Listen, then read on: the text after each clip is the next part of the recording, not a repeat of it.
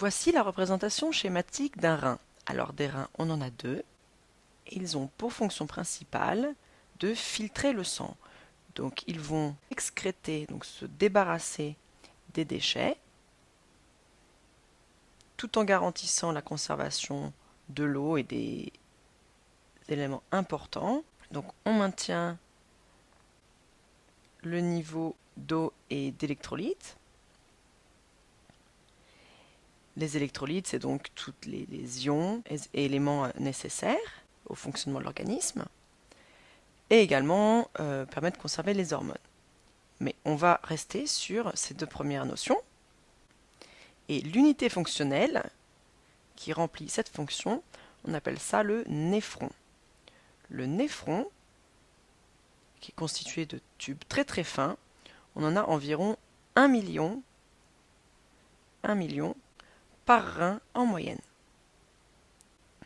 Donc si on prend quelques notions ici au niveau de l'anatomie du rein, on a une partie périphérique ici qui s'appelle le cortex rénal. Le cortex rénal, puisque ça se réfère au rein. Et juste en dessous, cette partie plus foncée, on appelle ça la médulla ou pyramide de Malpighi. Donc ici on a la médulla. Le néphron, lui, va s'articuler entre ces deux régions.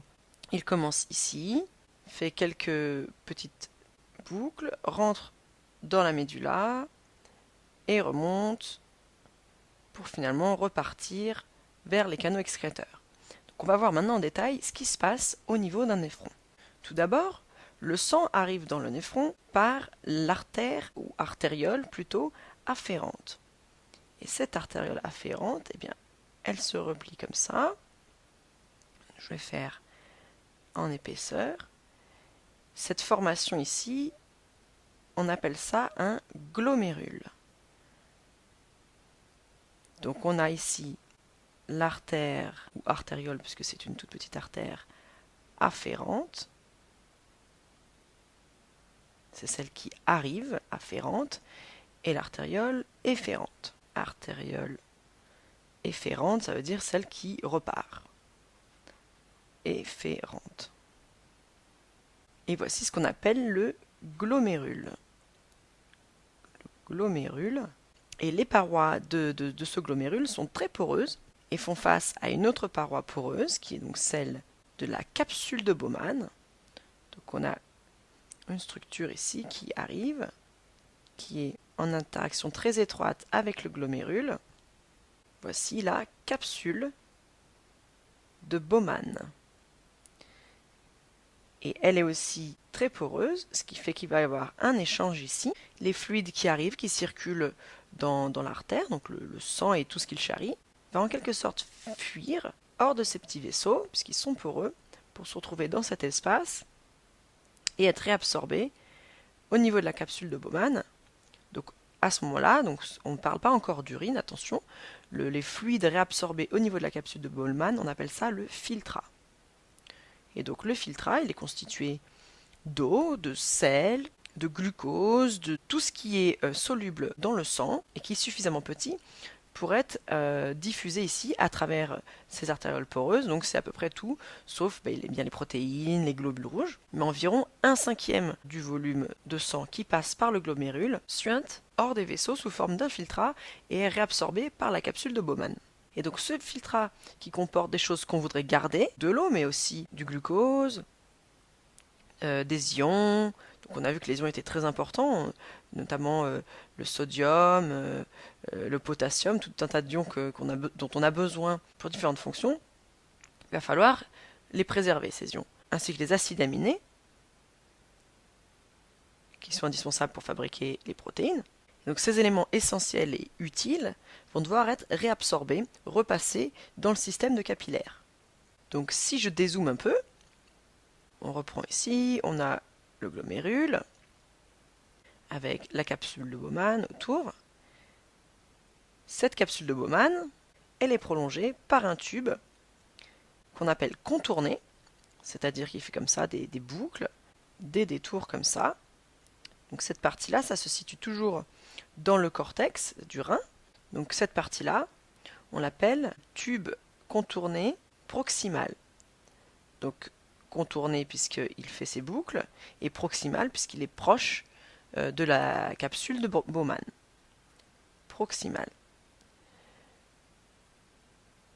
Ce tube contourné, eh bien, il passe à travers un système de capillaires qui va permettre la réabsorption de différents éléments, notamment de l'eau, par un mécanisme actif qui implique de l'ATP. C'est-à-dire que ici, on va avoir réabsorption dans le sang, donc les systèmes de capillaires qui passent le long autour de ce tube vont permettre de repasser dans le sang les éléments qui seront pompés hors du néphron et qui pourront être pompés dans le sang.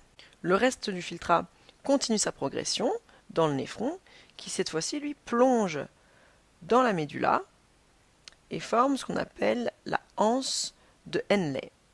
Donc cette fois-ci, il est droit, il n'est plus contourné, et il traverse, il va profondément s'enfoncer dans la moelle. Donc si on repère ici, c'est cette partie-là ici, qui donc traverse la frontière entre le cortex rénal et la médulla, pour aller s'enfoncer dans la médulla. Puisque ce qui se passe ici, donc on a la limite entre le cortex et la médulla ici, on va davantage filtrer les fluides, puisque cette médulla est très salée, c'est un milieu salé.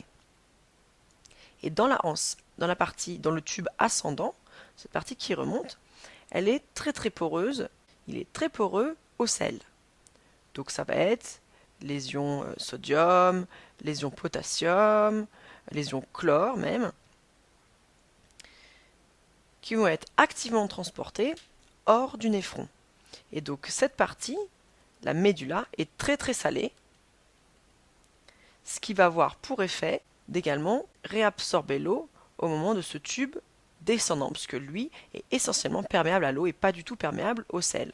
Il faut passer par ce mécanisme, puisqu'il n'existe pas de transport permettant de transporter l'eau, même en utilisant de l'ATP, et donc en utilisant de l'ATP pour transporter les sels vers l'extérieur et créer un gradient comme ça de concentration favorable à la sortie de l'eau, puisque c'est par osmose que l'eau qui est présente dans le néphron moins salé va donc passer dans l'environnement le plus salé au niveau de la médulla.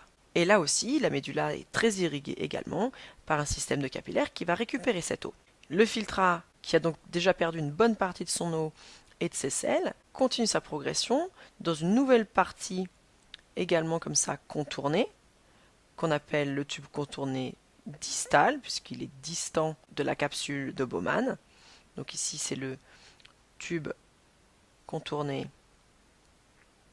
distal, qui va venir se jeter, donc plusieurs tubes contournés distaux peuvent se jeter dans le même tube collecteur. Donc là on sort du néphron à proprement parler, on arrive au niveau d'un tube collecteur qui va éventuellement donc collecter ce qui vient de plusieurs néphrons différents et repasser à travers la moelle où à nouveau, et bien cette fois-ci grâce à des hormones, dites hormones antidiurétiques, qui vont contrôler la porosité de ce tube collecteur. Donc voici le tube collecteur. Sa porosité est contrôlée par des hormones qui vont déterminer si davantage de sels doivent à nouveau passer dans la médulla avant que l'urine, maintenant on peut parler d'urine, soit excrétée. Donc là on rejoint donc la direction de l'urétère. L'urétère pour excrétion de l'urine.